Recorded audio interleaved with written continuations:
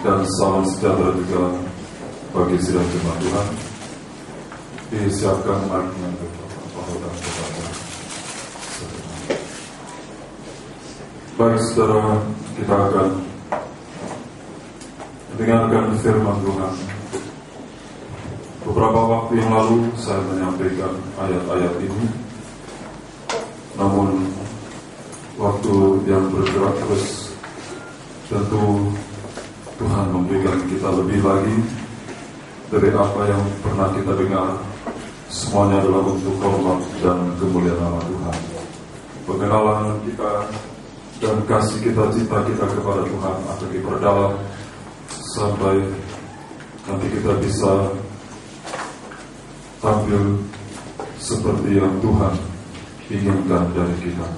Kita akan baca saudaraku dari kitab Wahyu pasal yang ke-7 ayat 17. Kitab Wahyu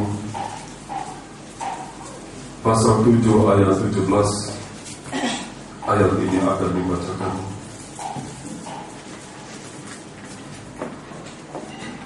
Ya, kitab Wahyu ayat 7 sampai pasal 7 ayat 17. Ya, silakan. Demikian firman Tuhan. Sebab anak domba yang di tengah-tengah tata itu akan menggembalakan mereka dan akan menuntun mereka ke mata air kehidupan, dan Allah akan menghapus segala air mata dari mata mereka. Ya, terima kasih. Saudara, di sini anak domba itu di dalam menggembalakan domba-domba atau jiwa-jiwa. Ayat tadi mengatakan menuju ke mata air kehidupan. Jadi ada satu sasaran yang jelas, yaitu mata air kehidupan. Jadi bukan ke arah yang lain, bukan ke organisasi semata-mata, bukan ke diri sendiri, tapi nanti firman Tuhan mengatakan ke mata air kehidupan. Ada satu ayat yang mengatakan pasal 22, kitab Wahyu pasal 22, ayat yang pertama. Ya, sekalipun di kebaktian minggu, namun tidak mengapa, kita juga mau tahu kedalaman kebenaran firman Tuhan dari kitab Wahyu pasal 22 ayat 1 dan 2. Demikian firman Tuhan. Lalu ia menunjukkan kepadaku sungai air kehidupan yang jernih bagaikan kristal, Ya. dan mengalir keluar dari tahta Allah dan tahta anak domba itu. Ya, jadi tahta Allah dan tahta anak domba ini adalah sumber dari mana air kehidupan itu mengalir. Jadi kalau dikatakan anak domba itu memimpin ke mata air kehidupan, berarti anak domba itu Tuhan Yesus memimpin domba-domba ini, jiwa-jiwa kembali ke pribadinya. Jika saya sebagai gembala kecil ada di tempat ini, ditetapkan oleh Tuhan, ditempatkan oleh Tuhan Yesus menggembalakan domba-domba Tuhan, baik yang di Medan dan di Siantar, dua penggembalaan yang di dalamnya situ ada 3 macam ibadah, dan juga sudah mencakup sampai keluar Sumatera Utara ini. Maka kemana saya bawa domba-domba ini? Ke organisasi sebagai satu kebanggaan mengkultus individukan, atau kepada diri saya untuk keuntungan pribadi saya? Kalau saya bawa ke organisasi, jiwa itu bangga dengan organisasi, maka jiwa itu akan tertinggal dalam dunia ini. Karena di surga tidak ada nama organisasi. Di surga tidak ada nama organisasi, tidak ada nama gereja, tidak ada aliran, tidak ada ini aliran harismatik, aliran Protestan, Katolik dan sebagainya, tidak. Di sana hanya ada satu, adalah mempelai wanita anak domba Allah. Lain daripada itu tidak. Semua tinggal di dunia ini. Bagaimana bagusnya, mereknya, indahnya nama organisasi itu, semuanya tinggal di dunia ini. Mengapa, saudara? Sebab organisasi itu membuat terjadinya perpecahan.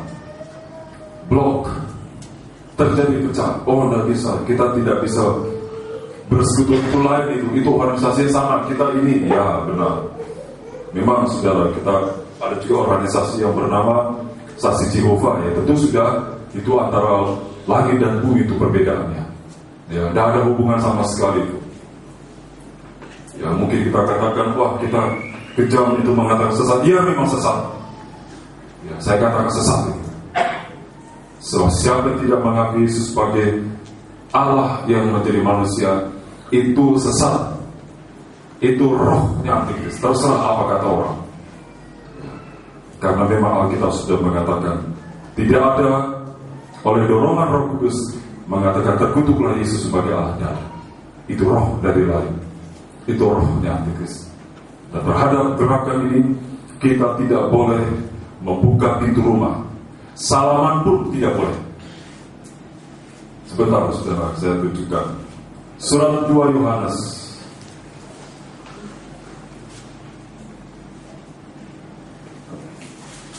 Surat Yohanes. Jadi sampai salam pun tidak boleh. 2 Yohanes hanya satu pasal, ayat 7. Silakan. Sebab banyak penyesat telah muncul dan pergi ke seluruh dunia, yang tidak mengaku bahwa Yesus Kristus telah datang sebagai manusia. Ya, tidak mengaku Yesus Kristus yang telah datang sebagai manusia Allah. Yesus itu dari kata Yehosua, yang artinya Allah adalah juru selamat. Itu Yesus. Kristus juga artinya juru selamat, seorang yang diurapi oleh Allah untuk menyelamatkan kita. Kalau dia tidak mengakui Yesus adalah juru selamat yang telah datang sebagai manusia untuk mati tersalib, menebus dosa kita dengan darahnya, terus itu adalah si penyesat dan antikristus. Itu penyesat dan antikristus. Alkitab sendiri mengatakan. Ya, kalau tidak ada ayat ini saya juga tidak berani mengatakan. Betapapun lembutnya orang itu, betapapun halusnya penyesat, tetap penyesat. Ya, tidak dikatakan penyesat kalau dia kasar, kalau dia bicaranya belak-belakan, meledak-meledak. Kemudian yang benar jika bicaranya begitu lemah lembut. Saking lembutnya sampai kita tidak jelas apa yang dikatakan. Begitu lembut. Penyesat, tetap penyesat. Kalau datang orang semacam itu, kamu mengaku enggak? Kamu mengaku atau tidak? Yesus adalah Tuhan Allah jadi manusia, turun ke dalam dunia menyelamatkan kamu. Oh, itu penyesat. Tidak boleh. Mari, ayat 10, 90 tidak mengapa. Setiap orang yang tidak tinggal di dalam ajaran Kristus, ya, tetapi yang melangkah keluar dari situ, tidak memiliki Allah. Barang siapa tinggal di dalam ajaran itu, ya, ia memiliki Bapa maupun Anak. Ayat 10 dan 11 kita baca bersama. Jikalau seorang datang kepadamu dan dia tidak membawa ajaran ini, Yesus Kristus adalah juru selamat telah datang sebagai manusia, janganlah kamu menerima dia. Amin. Amin. Alkitab sendiri mengatakan, buka pintu pagar pun tidak boleh. Nah, kalau sudah masuk susah nanti saudara keluarkan dia. Ya saudara mau tembak pun dia silakan. Mau bilang apa juga? Karena dia mengutip ayat Matius 5, orang yang lemah lembut memiliki bumi. Lemah lembut itu artinya bersedia menerima firman Tuhan dengan segala keutuhan. Itu lemah lembut. Jangan kamu terima dia dalam rumahnya, terus Pak. Dan jangan memberi salam kepadanya, sebab barang siapa memberi salam kepadanya, ia mendapat bagian dalam perbuatannya yang jahat. Bayangkan saudara, betul? Amin. Amin. Salam pun tidak boleh. Cuma apa kamuflase lip tidak boleh. Selamat pagi tidak boleh. Jadi apa mengatakan keluar kamu? Itu yang tepat. Ya, tidak ada bilang salam pun tidak boleh. Horas ya terserah, itu tidak ada di Alkitab horas. Ya. Tapi kalau shalom tidak boleh. salam pun tidak boleh, apakah dalam bentuk kata-kata atau dalam bentuk berjabat tangan. Bayangkan kerasnya firman Tuhan itu mendidik kita, sebab penyesat juga begitu kerasnya membentuk jiwa manusia untuk tidak mengakui Yesus adalah juru selamat. Kita pun harus keras, tegas, ya di atas ya dan tidak di atas tidak. Tidak ada hubungan kita dengan dia. Alkitab mengatakan, ya, jangan beri salam, buka pintu rumah pun Alkitab mengatakan tidak boleh. Kalau sudah tahu lagi jemur pakaian, saudara, sudah selamat siang, berbahagia orang malu, tinggalkan pakaian itu. Darah pergi, sembunyi. Ya, nggak usah sembunyi, pokoknya tidak usah layan. Boleh kami sharing, sermon, kata bahasa orang Batak. Saya waktu datang pertama kali, sermon. Saya pikir apa sermon?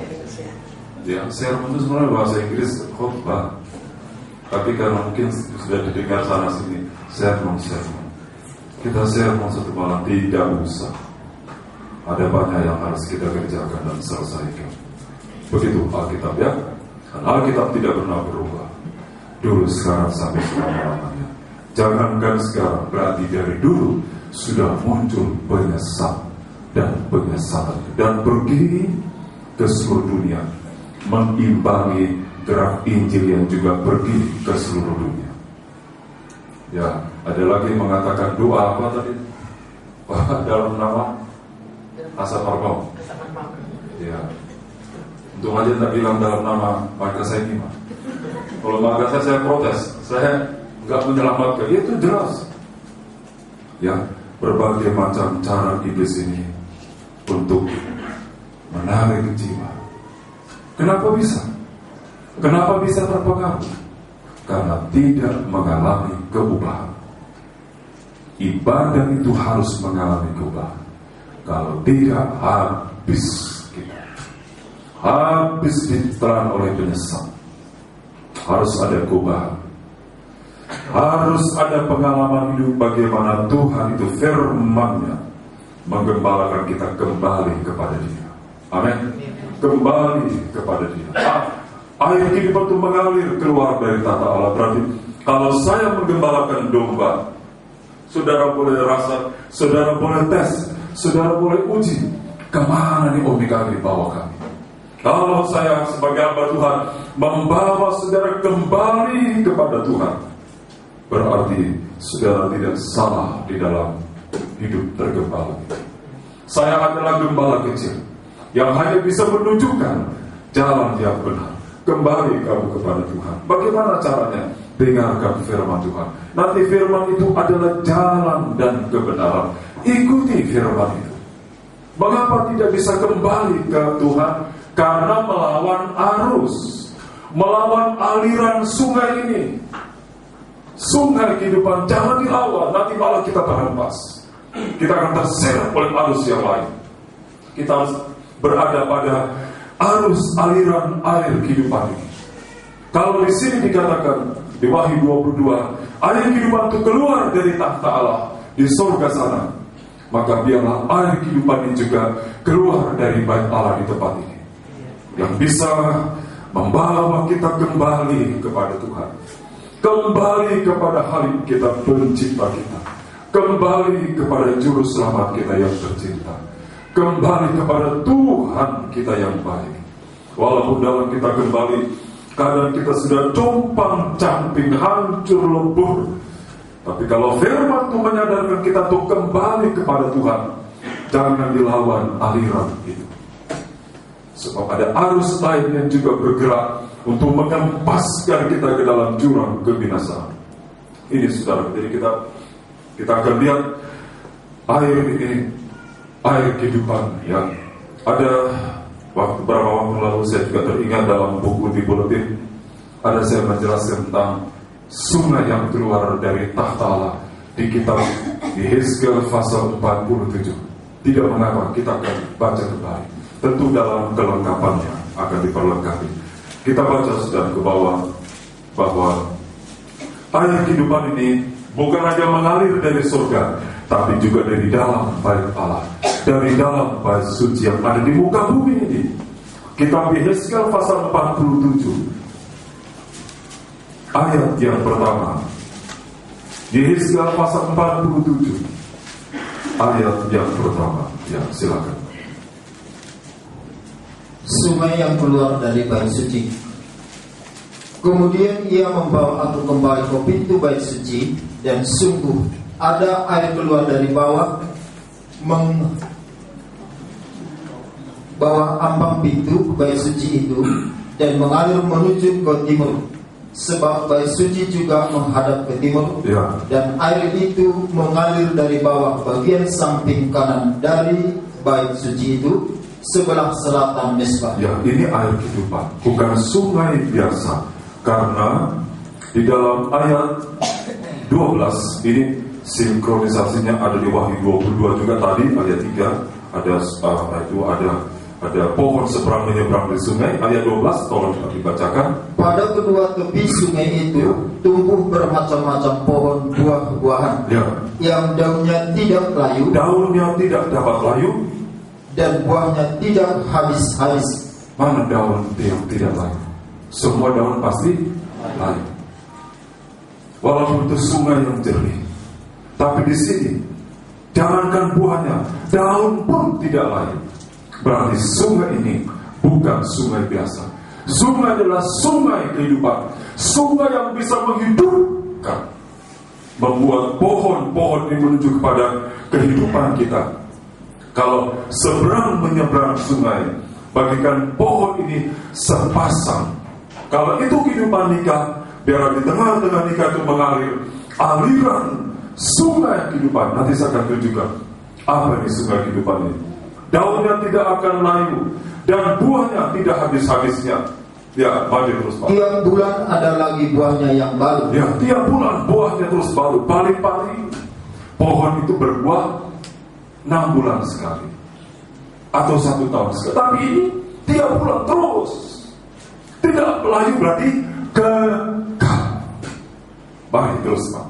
Sebab pohon-pohon itu mendapat air dari tempat kudus Ya, itu. pohon itu selalu fresh, segar. Mari terus. Buahnya menjadi makanan dan daunnya menjadi obat. Luar biasa. Ya, hari ini saya belum terangkan ke situ. Mari kita kembali. Jadi kesimpulannya, air yang keluar ini bukan air biasa, tapi air ini air kehidupan. Jadi dari tahta Allah ada, dari bait suci juga ada. Biarlah kegerakan air kehidupan ini bukan hanya dari surga sana, tapi juga dari tempat bait suci, di tempat-tempat di mana kita beribadah. Biarlah juga keluar air kehidupan ini. Kalau di sini kita beribadah, di sini juga harus keluar. Kalau di sini tidak keluar air kehidupan, maka kita tidak ada kekuatan bertahan dalam hidup dalam kebenaran dan kekudusan di tengah-tengah dunia. Tidak bisa. Pasti lain.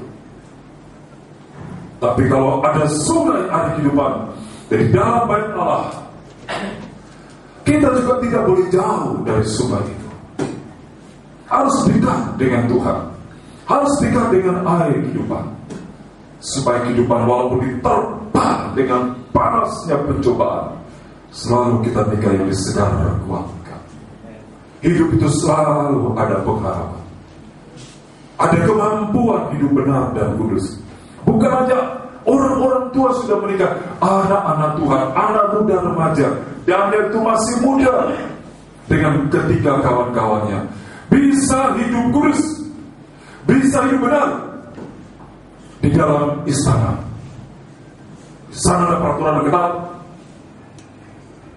mana peraturan itu harus ditaati, yang bisa membawa kepada kecemaran rohani. Tapi Daniel dengan ketiga kawan-kawannya, Sadrak, Mesak, dan Abednego, tetap bisa hidup benar, kudus, sehingga karier mereka itu naik. Tuhan yang mengangkat itu.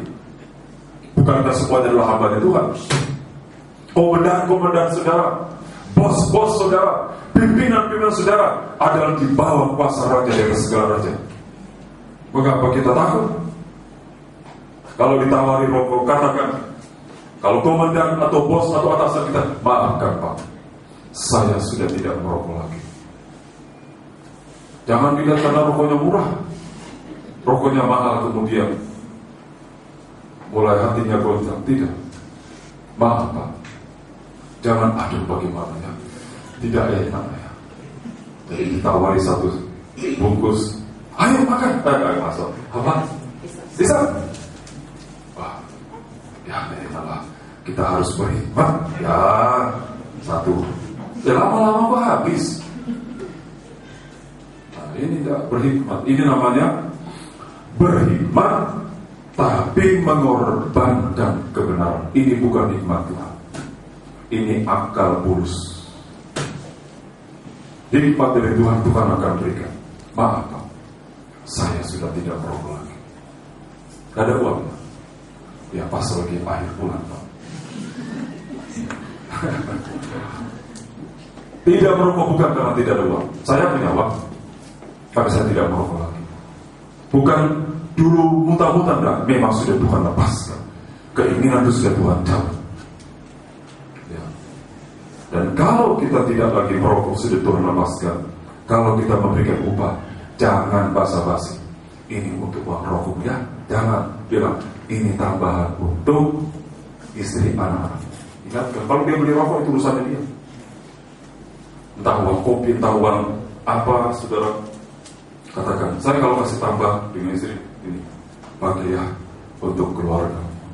Siapa tahu satu waktu, ingat kita anak Tuhan, tutur kata kita diurapi oleh Roh Kudus. Tak usah kita takut, karena pangkat kita rendah, atas kita minder, tidak. Pangkat kita mungkin rendah, tapi kita imamnya Tuhan. Dia belum tentu imam. Walaupun kita hormat secara di dunia ini, tapi di mata Tuhan kita adalah imam. Kita sudah menjadi jantung hati Tuhan. Kita lebih berharga dari siapapun juga. Buktinya Tuhan mati untuk kita. Harus kita hargai ketebusan lebih dari harga diri kita, lebih dari siapapun juga. Katakan tidak. Terima kasih Pak. Lemah lembut tapi tegas. Terima kasih. Saya itu sudah tidak lagi. Oh, bagaimana kamu bisa lepas? Datang Pak, 44 jalan pandang. Bukan promosi. Ini kenyataan. Tidak usah pakai trik. Begini caranya Pak. Bakar dua-duanya. Sama saja. Nanti dia bisa beri tangan. Datang saja. Dengarkan firman Tuhan. Ya. Di sini Pelita Juwana pernah mengatakan, gereja itu nanti adalah gudangnya orang-orang pusat diperbaiki. Jadi baik sekali. Di mana kamu ibadah? Di sini Pak. Di Sambo. Ya, apa kepanjangannya? Sarang manusia puas. Itu dulu Pak. Sekarang tidak puas lagi. Sekarang baik-baik semuanya. Kami ibadah selesai jam 6:30. Aman-aman saja. Malah preman-preman di situ menuju ibadah di jalan Bangka. Diantar ke depan. Kamu dari mana? Udah kenal Om itu sama saya. Udah bisa. Banyak yang gitu. Bawa Alkitab nanti saudara dituntut. Ya. Itu menunjukkan bahwa siapa juga sebenarnya butuh Tuhan. Hati manusia dibuat satu. Hanya Tuhan yang bisa memuaskan dia. Begitu mereka, begitulah kita dulu. Betul? Sebenarnya hati kita ingin ketemu Tuhan, tapi kita tidak tahu bagaimana caranya. Jika kita merokok, kita minuman Tuhan yang keras sampai paru, pengen muntah, sampai tergeletak. Sampai satu waktu Tuhan berkemurahan menangkap kita. Kita harus ingin juga mereka. Begitulah kita dulu. Mungkin satu waktu Tuhan hadapkan kita. Di sana kemuliaan Tuhan itu menyertai kita. Kita tidak tahu cara Tuhan itu heran sekali. Dengan tutur kata kita yang lembut dan sopan, satu waktu dia akan ingat itu. Apalagi kalau kita benar. Penipu tidak mau ditipu. Betul? Koruptor tidak mau uangnya diambil. Jadi bagaimanapun juga ingin jadi benar, tetap dia cari kebenaran. Ada pencopet yang marah-marah dia. Kenapa? Uangku dicopet. Padahal dia pencopet, bisa kehilangan. Jadi dia pun tidak, siapapun manusia tidak mau mengalami kerugian. Berarti manusia itu merindukan kebenaran. Kalau kita sudah menemukan kebenaran itu yang dia tanya nanti. Ya sudah, mari. Jadi kalau dalam akhir kehidupan itu juga keluar dari dalam tempat kita beribadah, atau jika sidang jemaat Tuhan itu mendengar firman dan yang tidak streaming, di tempat itu juga saudara merasakan aliran sungai kehidupan ini menjangkau saudara sekalian. Mari kita baca ayat 3. Ayat 3 Yesaya pasal 47. Ya, silakan. Sedang orang itu pergi ke arah timur dan memegang tali pemukul di tangannya. Ia memukul 1000 hasta dan menyuruh aku masuk dalam air itu, maka dalamnya sampai di pergelangan kaki atau mata kaki, ya, di pergelangan kaki. Mari terus. Ayat yang keempat. Ia memukul 1000 hasta lagi dan menyuruh aku masuk sekali lagi dalam air itu. Ya. Sekarang sudah sampai di lutut. Sudah sampai di lutut. Lebih dalam lagi. Mari terus. Kemudian ia memukul 1000 hasta lagi dan menyuruh aku ketiga kalinya masuk ke dalam air itu. Jadi diikuti aliran, jangan berhenti hanya di samping mata kaki, jangan. Jalan terus. Nanti air itu akan mencapai lutut. Terus Pak. Sekarang sudah sampai ke pinggang. Sekarang sudah sampai ke pinggang. Jangan berhenti. Terus datang. Terus masuk dalam sungai kehidupan ini. Air ini akan naik. Tadi di mata kaki, kemudian di lutut, sekarang sudah di pinggang. Ayat 5. Sekali lagi ia mengukur 1000 hasta lagi. Sekarang air itu sudah menjadi sungai, di mana aku tidak dapat berjalan lagi, sebab air itu sudah meninggi sehingga orang dapat berenang. Suatu sungai yang tidak dapat diseberangi lagi. Tapi begitu menyegarkan sekali. Kita baca saudara, sungai yang terbentuk dari aliran air kehidupan. Injil Yohanes pasal 4. Injil Yohanes pasal 4. Injil Yohanes pasal 4. Injil Yohanes pasal 4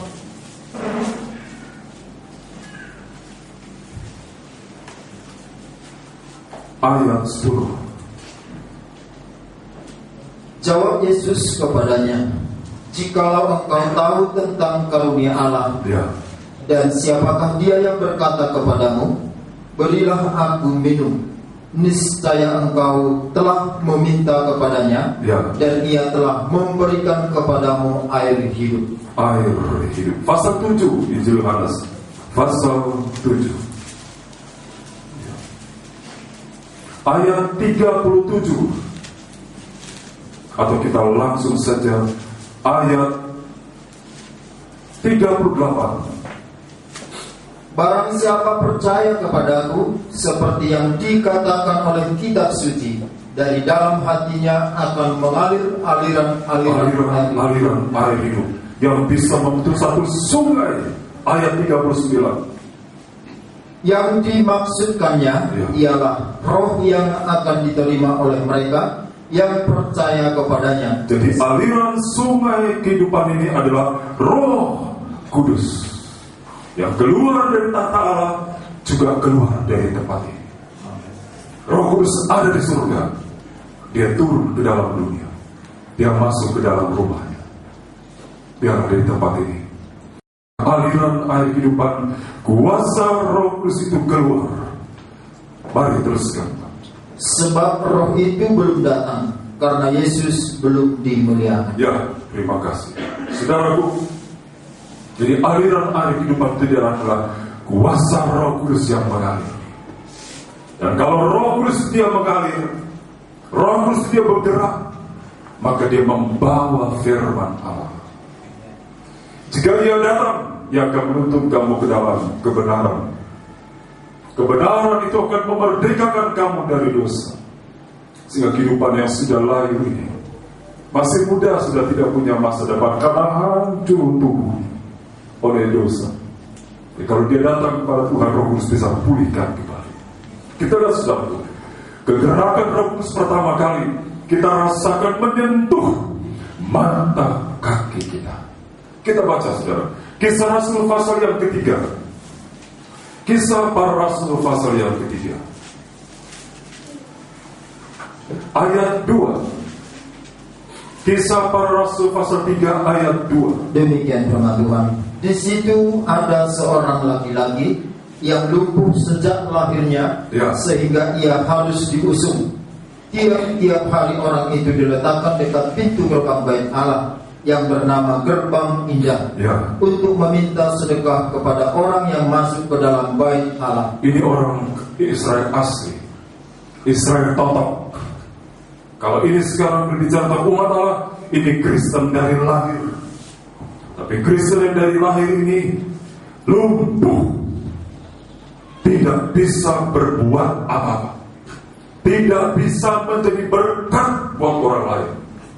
Kalaupun ada di gereja, hanya untuk meminta sedekah. Kalau meminta, minta kepada Tuhan, jangan minta kepada manusia. Tuhan mau bangkitkan orang ini, supaya orang ini tidak hanya meminta, tapi bisa memberi. Saudara sudah datang berbakti, saudara keluarkan uang, sudah keluar uang, keluar lagi kolektor, sudah keluar kolektor, bermain musik lagi, melayani Tuhan lagi. Itu tandanya kita sudah disembuhkan oleh Tuhan. Saudara yang mendengar firman dari handphone, kalau saudara merasakan bahwa saudara sudah diberkati oleh Tuhan, saudara bisa berbuat untuk memberi, berusaha beri. Jadi kalau memang tidak mampu, tidak usah khawatir, nanti Tuhan siapkan. Tapi kalau saudara mampu beli pulsa, beli untuk dengar firman Tuhan. Jadi Kristen yang alami kuasa mukjizat.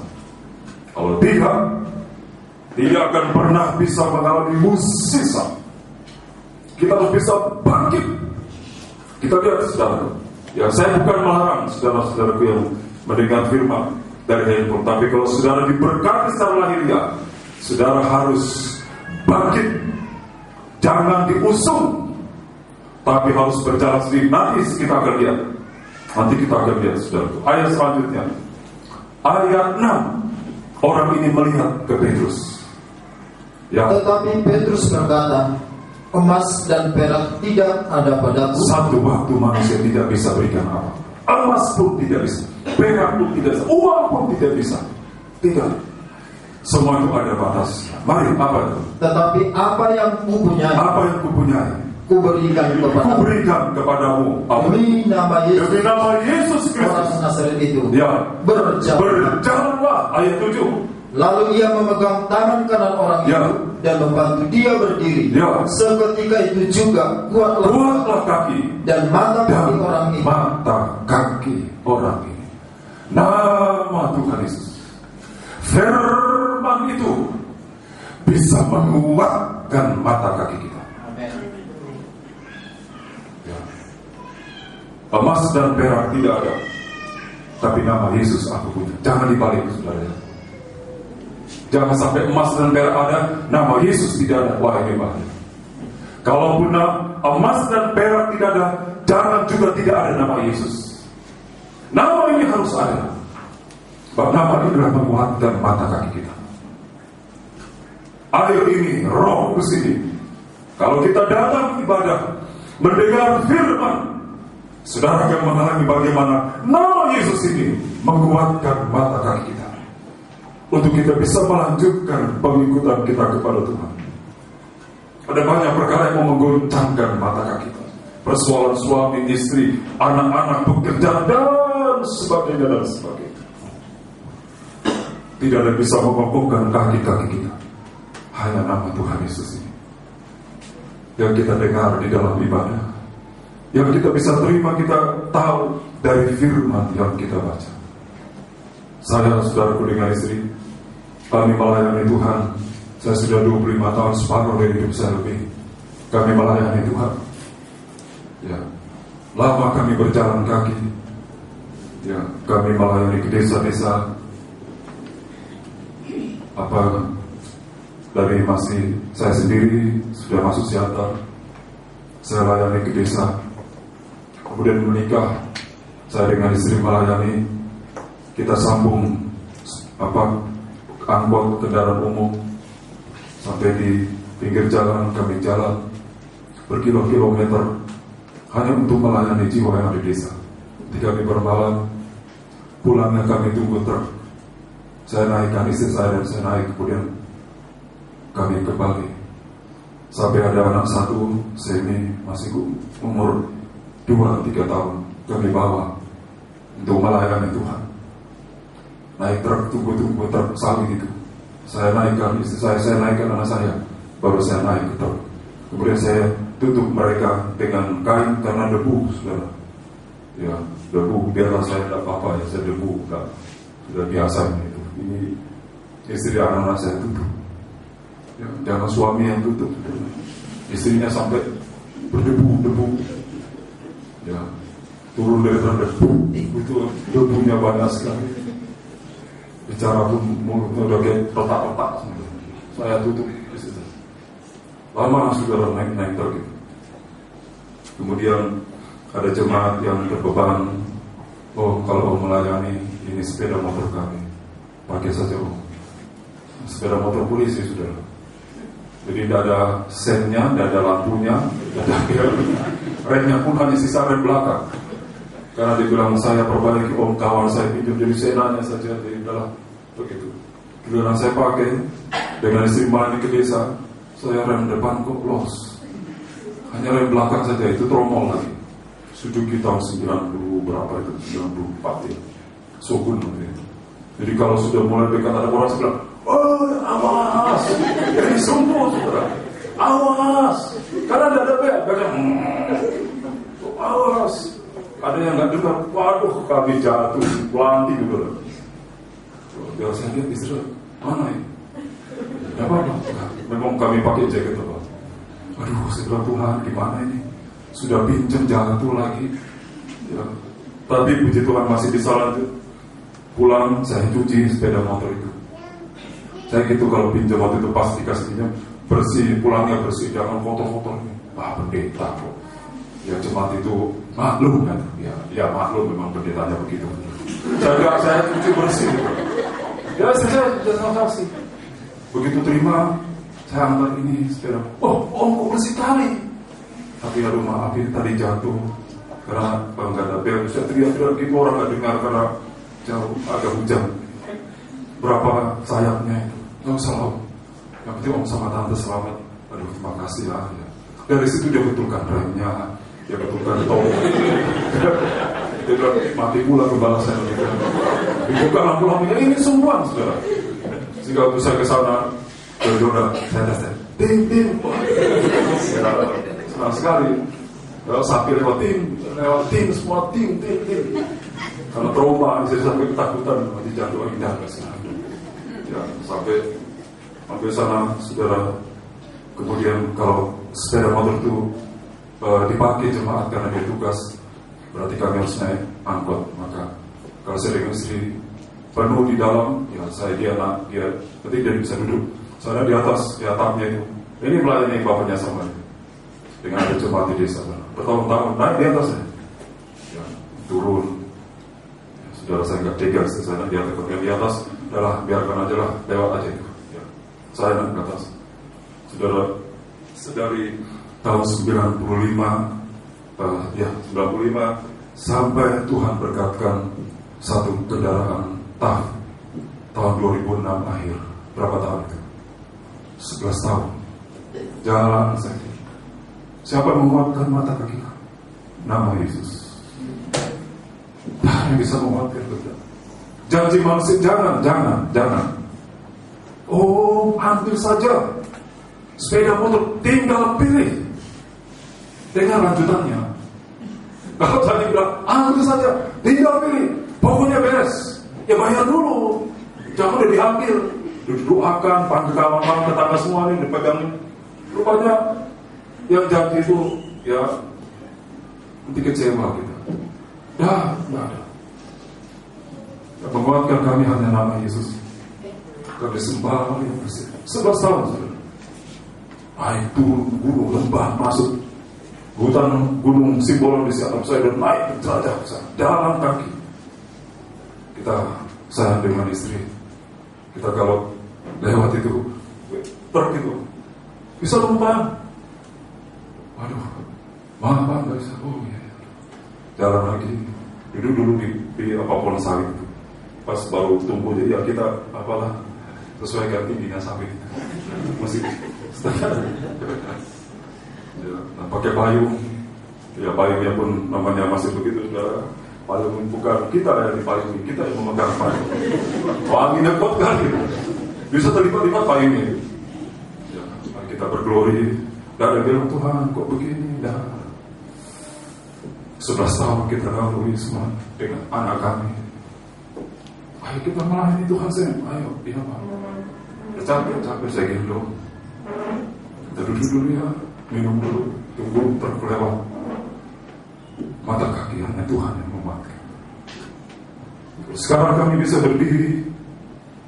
Kami tidak boleh sangka kekuatan nama ini yang sangat luar biasa. Jangan cepat goncang, jangan sempat putus asa, jangan. Kalau kita tidak bisa buat apa-apa, panggil aja Yesus, tolong, itu aja. Tidak usah yang nama manusia. Bukan mau lihat kita sampai di mana keyakinan kita pada kekuatan nama ini, saudara. Jadi supaya itu juga menjadi saksi dari bagi anak-anak kami. Ya, 11 tahun sampai satu waktu Tuhan percayakan satu kendaraan entah. Ya kita layani Tuhan sampai hari ini kita tidak mengatakan berkat yang ada ini menguatkan, tidak. Nama ini tidak pernah berubah. Kita mengembangkan jemaat kadang ada, kadang tidak ada. Tiap tahun saya dapat laporan dari jemaat untuk mengembala siapa. Om pindah. Doakan Om pindah dari lah. Doakan Om saya baru dapat tempat ada. Semua saya tobatkan, lahirkan, pindah. Begitu aja bertahun. 11 tahun sudah sebelum tembus masuk ke Medan. Semua jiwa itu pindah semua. Aduh, dalam hati saya, Tuhan, kapan gereja ini penuh gitu. Tapi luar biasa namanya. Jadi hamba Tuhan itu harus kuat bertahan sampai hari ini. Supaya kalau dia mengatakan nama Yesus itu berjalanlah, amin. Amin. Bukan karena manusia menguatkan kita kokoh, tidak. Nama Tuhan dalam Sunan Taberangkan bagian pintu gerbang, itu nama yang maha kuasa. Dia menguatkan mata kaki kita sehingga kita bisa berdiri tegak sampai hari. Sebagai apa? Sebagai imamnya Tuhan. Jangan tegak, jangan keluar waktu sengsara.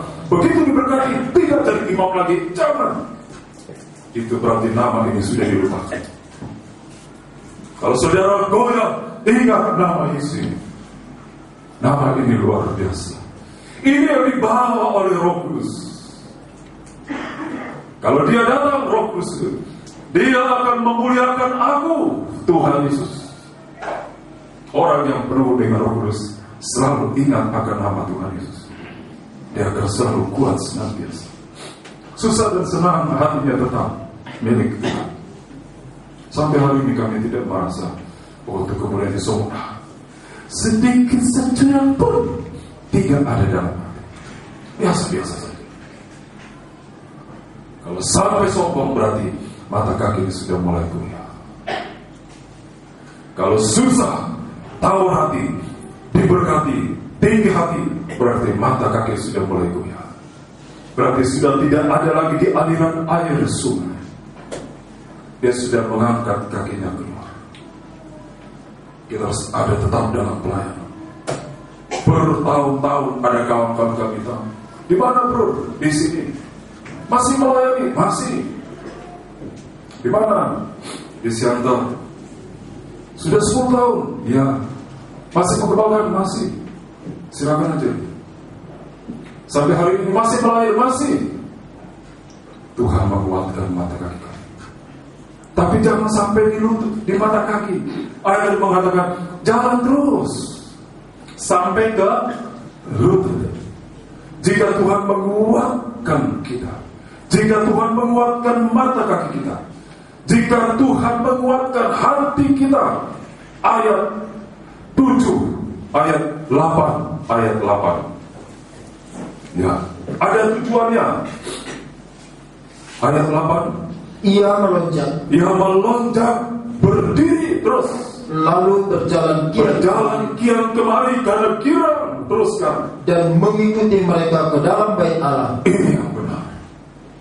Masuk ke dalam bait Allah. Terus Pak, berjalan dan melompat-lompat serta memuji Allah. Haleluya.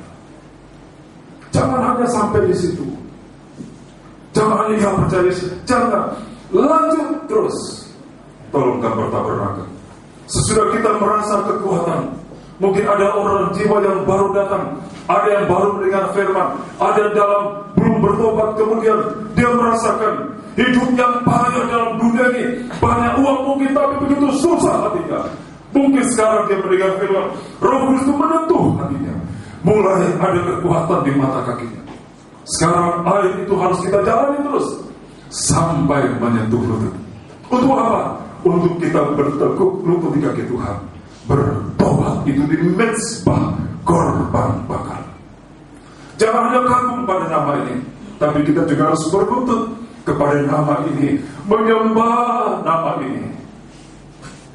Saudara, kalau kami pulang dari desa, kami berlutut, kami sembah ya Tuhan. Haleluya Tuhan. Untuk satu hari ini kami boleh diberi kemampuan melaluinya. Kami boleh berlutut menyembah kepada Tuhan. Apa yang akan kami besok makan terserah Tuhan. Pokoknya hari ini lalu dulu bersama Tuhan. Hari esok punya kesusahan sendiri. Jangan kita lebih dulu akal kita ke depan sana. Nanti kekuatan kita pada hari ini gerogoti habis oleh kekhawatiran. Bisa lalui hari ini. Sekarang sudah jam 6 kurang sedikit. Harusnya kita bisa mengucap syukur. Saya dengan istri persiapan dari hari Sabtu jam 3 jam 4 dan tidak bangun menyembah. Sekarang sudah jam 6. Selesai dari siantar, salam jemaat, makan cepat, berangkat langsung bawa ke dalam. Sampai hari ini naik ke atas berlutut menyembah. Nanti habis itu kami sembahyang lagi sebelum tidur. Air Roh Kudus itu membuat kita bisa bertekuk lutut, mengakui kebesaran Tuhan itu. Sekali waktu anak kami, saya lagi di meja belajar, mamanya kasih, saya ini makan ini. Gak mau. Kenapa? Gak enak makanannya. Mamanya bilang, kau tahu sih, jemaat ini maafkan saudara, di jemaat kita ini ada penarik becak, ada petani, mereka tarik becak seharian, ada untuk mereka sisihkan perpuluhan, mereka antar ke rumah Tuhan, kasih ke Tuhan oleh Bapa. Itu yang kau makan. Ada petani kerja, ada kebutuhan, angkat milik Tuhan, itu yang kau makan. Mereka berdoa untuk kita. Kau tidak makan itu, kita hidup dari mereka. Jangan kau sombong. Ampun kamu sama Tuhan. Saya lebih keras lagi, lebih tegas. Saya bilang terima kasih. Bisa saya bilang kalau kita tidak dinikmati, nanti kita tidak memiliki dia. Jangan kamu sombong. Jangan kamu sombong. Kalau kamu ada sepeda motor, antar itu ibu jandri, bawa sampai ke rumahnya sana. Kita bukan yang bertekuk lutut kepada Tuhan, tapi kita ajar juga rendah hati, menghargai yang lain. Kemudian saya keluar. Papa mama ini 6 tahun jadi pengajar. Bahkan yang melihat anak-anak gembala tidak jadi berkat. Karena orang tua tegas sama jemaat, tapi tidak tegas kepada anak-anaknya, sehingga anak-anak ini terikat. 6 tahun saudara jadi pengajar, istri 4 tahun. Kami bertekad dalam hati, kami tidak akan didik anak kami yang salah. Kasih yang benar, bilang sama anak, adalah kasih yang menyelamatkan, bukan kasih yang kompromi terhadap dosa. Saya baca surah hamba Tuhan mengatakan, anaknya berontak, tidak mau tinggal di pastori, dia mau keluar bebas. Saya baca seorang senior mengatakan, dipanggil anaknya sini, kamu mau bebas di luar, keluar kau dari sini, ibu sudah menantimu. Lebih baik kau tinggal di sini. Kalaupun kamu keluar, kuasa Tuhan menyertai kamu. Ini sudah bertobat, termasuk dari ketinggian hati, dari rasa bisa, rasa mampu. Memang saya bekerja dengan istri, berjerilah, tapi kami tidak boleh mengatakan itu karena Tuhan, itu karena kami. So kalau Tuhan tidak berkurang, semuanya tidak ada artinya. Roh Kudus yang keluar dari rumah Tuhan, dari mimbar ini, melalui firman Allah, itu akan membuat kita bisa bertekuk lutut. Dulu kita tidak bisa, dulu kita sombong angkuh. Sekarang kita bisa bertekuk lutut. Kita bisa mengangkat Tuhan, itu kau terlebih besar dari segala. Tapi jangan hanya sampai di batu bata, lanjut terus sampai ke pinggang. Di dalam tabernakel itu adalah kolam pembasuhan. Air itu sudah naik ke pinggang. Pinggang ini bicara kekuatan. Bagi seorang wanita yang sudah menikah, pinggang ini juga bicara tentang tempat melahirkan. Istri saya maafkan, pinggangnya sempit, karena itu berapa anak pun harus operasi. Pinggang ini bicara tentang kelahiran, pinggang ini juga bicara kekuatan. Air itu Roh Kudus menyentuh kita, membawa kita sampai kita lahir baru. Baptis sampai masuk keluar. Hidup yang lama kita tinggalkan, kita hidup dalam hidup yang baru. Tanda orang hidup baru, saudara, apa yang dia makan, apa yang dia minum, apa yang dia pakai, bahkan nafas yang masih dia bisa tarik, dia akan kembalikan untuk kemuliaan nama Tuhan. Orang ini akan mengutamakan Tuhan di atas segala-galanya. Dia tidak akan mencuri kemuliaan Tuhan. Ini tanda. Dari mana? Karena kita sudah dibaharui. Hidup yang kumiliki, kata Rasul Paulus, adalah hidup yang kupilih pada anak Allah, yang telah menyerahkan nyawanya di Kalvari untuk menghidupkan aku, sehingga aku bisa menjadi hamba-Nya. Apa yang kami pakai, semuanya adalah kemuliaan nama Tuhan. Kalau kami pun bisa lewati masa sulit sengsara ekonomi, itu juga karena Tuhan yang beri kami kekuatan. Ini pinggang. Lanjut sampai air itu sudah seperti sungai yang besar, berenang tidak lagi tinggal lantai tanah dasar, tapi sudah tenggelam di dalam kasih-Nya Tuhan. Orang ini meloncat berdiri, berjalan yang benar, dan masuk dalam bait Allah, bersungguh memuji Tuhan, menyembah. Orang ini, saudara, kiranya itu juga adalah kita. Apa-apa dia katakan, kehendak Tuhanlah yang menjadi. Dia kan tidak akan pernah memaksa kehendak. Dia percaya Tuhan itu tidak pernah mengikuti. Dari mana kita dapatkan hati semacam ini? Dari penggembala. Pengembalaan yang benar membawa kita kembali ke Tuhan, ke takhta Allah. Kalaupun saya gembala kecil, dalam firman yang saya sampaikan, itu memegang komando atas kehidupan kita, membawa kita kembali sampai nanti kita mengalami kepenuhan Roh Kudus, dan Roh Kudus itu membawa kita ke ruangan kudus. Di sana air yang begitu dalam banyak, itulah firman Allah, Roh Kudus dan penyembahan. Itu dalam Roh Kudus itu membawa kita dalam ketekunan 3 macam ibadah, sampai nanti kaki itu tidak menginjak di dasar sungai. Kaki itu sudah hadir berenang kekuatan, tiga ibadah yang selalu ada air firman, sampai kita bisa mematikan segala keinginan daging dengan segala keinginan yang sering memisahkan kita dari Tuhan. Tidak kita turuti lagi. Kalau sudah begitu, saudara, pada sangkakala berbunyi langit terbuka, Tuhan datang, kita akan muncul dalam kesegaran yang abadi. Kita ketemu Tuhan mata dengan mata. Itu yang kurindukan. Itu yang istri kurindukan. Itu yang kami rindukan. Bukan apa yang kami lihat, tapi apa yang kami belum lihat. Namun hati kami percaya. Ya, harus berani mengatakan demikian. Kalau kita sudah diberkati, harus berani mengatakan, yang kulihat ini adalah sementara, tapi aku belum lihat. Tapi ada, itu yang kekal. Itu yang kuharapkan. Ya, biarlah inilah air kehidupan itu. Ada domba untuk memimpin kembali ke matahari kehidupan. Jangan tinggalkan Tuhan. Ingatkan nama Yesus. Kalau saudara goyah, ingat nama Tuhan. Nama itu akan menguatkan mata kaki kita kembali untuk bisa melanjutkan perjalanan kita. Roh Kudus akan membuat juga kita bisa bertekuk lutut menyembah Tuhan.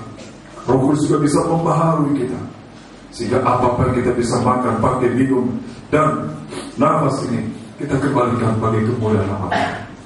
Tuhan dimuliakan, Tuhan ditinggikan sekarang sampai selama-lamanya. Tuhan memberkati kita semua. Mari kita akan datang kepada Tuhan. Tapi biarlah petang hari petang malam ini katakan Yesus, mungkin ada masalah, ada sakit, Yesus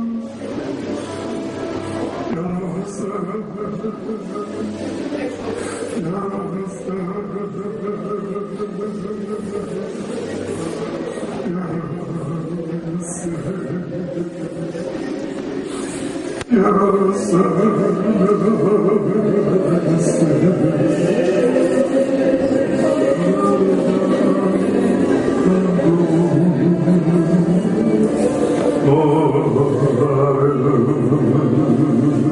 ya Roh Kudus menguatkan kita semua, memberikan pengharapan, menyembuhkan yang sakit, ya Roh, ya Roh.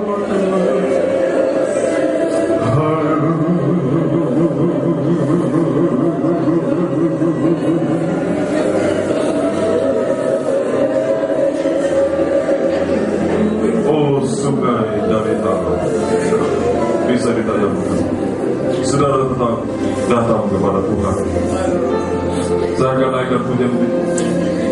Oh, sungai dari tanah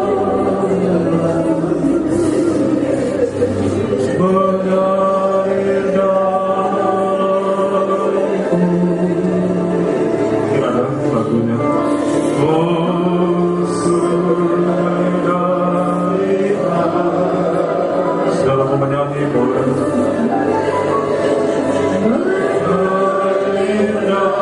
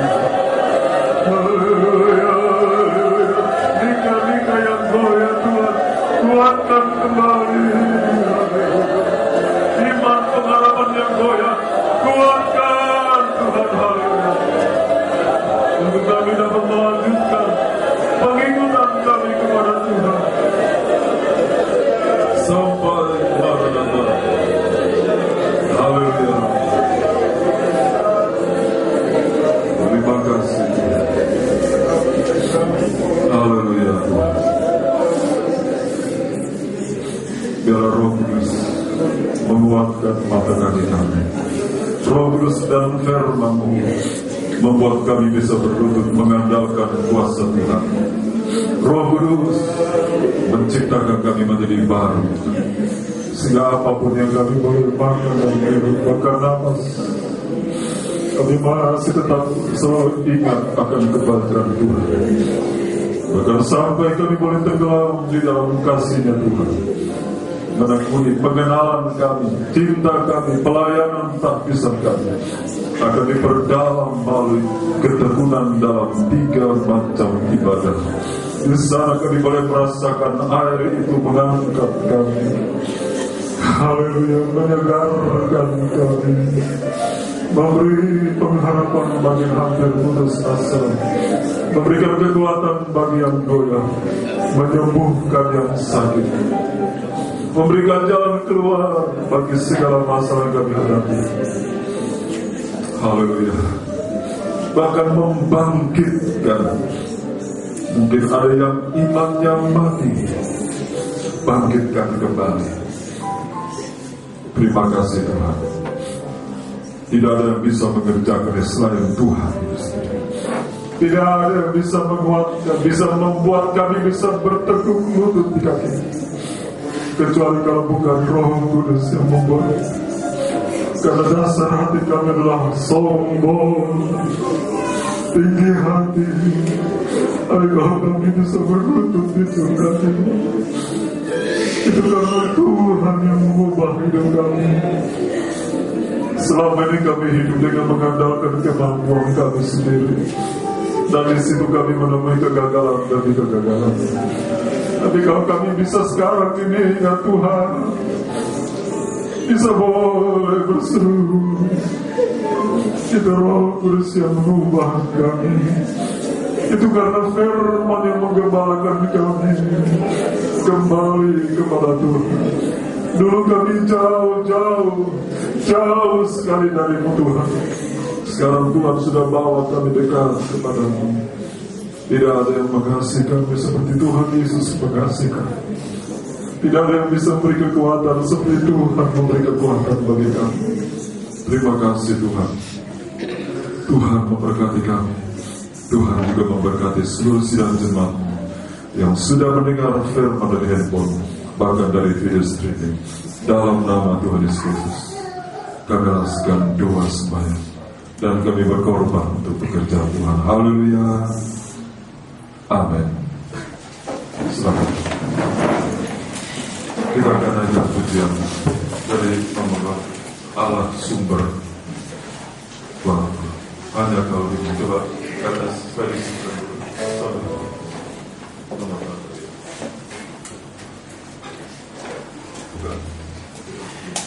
nomor berapa kemarin saya lupa. Ingat saja Pak.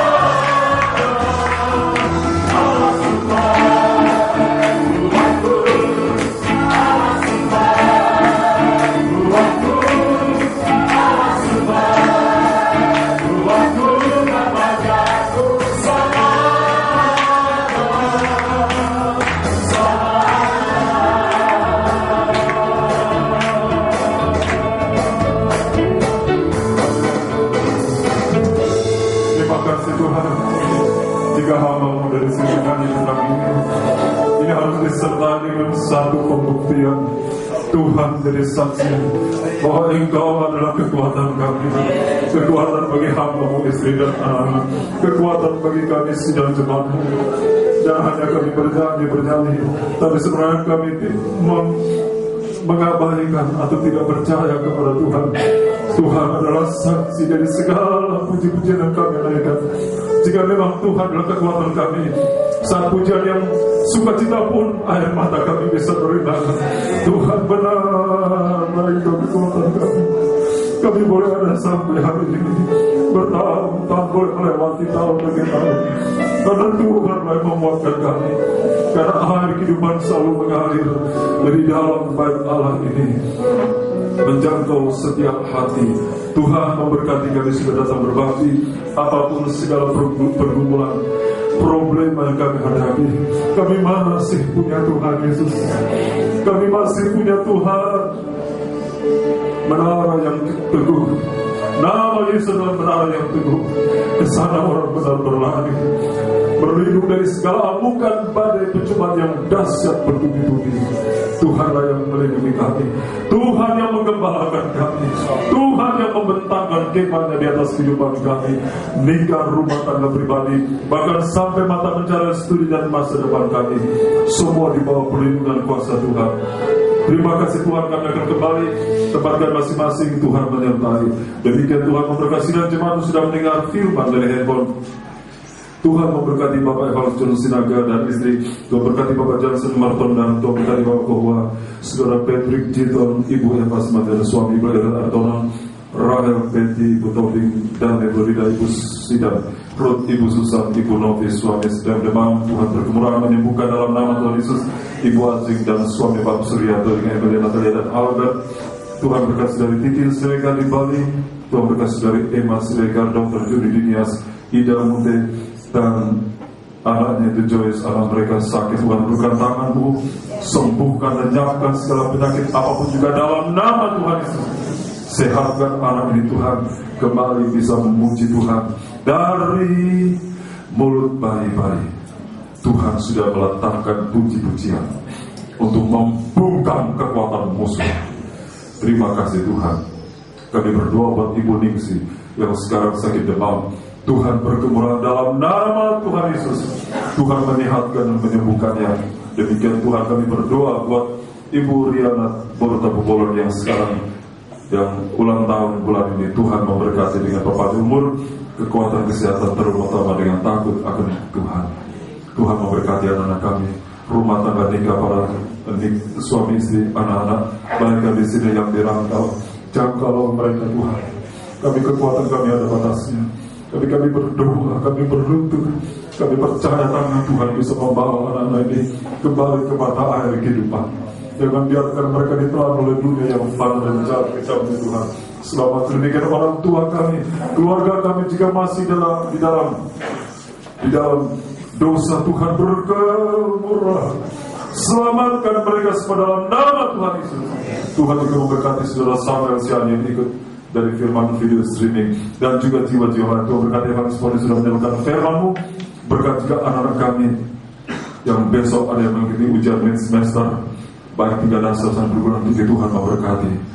Terima kasih Tuhan, dan yang sidang jemaat yang persiapan wisuda, Tuhan juga memberkati. Berkati bangsa negara putih di mana tinggal karena keamanan dan sejahtera.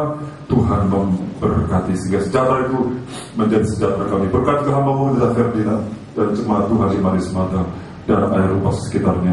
Akhirnya kasih kumpulan dengan berkat dari Allah Bapa, cinta kasih dari para Tuhan, kesertaan penyertaan dari kuasa Roh Kudus menyertai kita sekalian, dan juga memberkati seluruh jemaat untuk mendengar firman dari handphone, dari video streaming, dari YouTube. Tuhan memberkati, sama Tuhan memberkati kami di sini. Pulanglah dengan sejahtera, jangan takut dan gentar. Kuasa Roh Kudus menyertai kita senantiasa sampai Tuhan datang kembali jemput kita. Dalam nama Tuhan Yesus Kristus, selama mempelai surga kita tercinta, hamba laskan doa berkat dan tutup ibadah pada malam hari ini. Haleluya, amin. Selamat untuk berkat.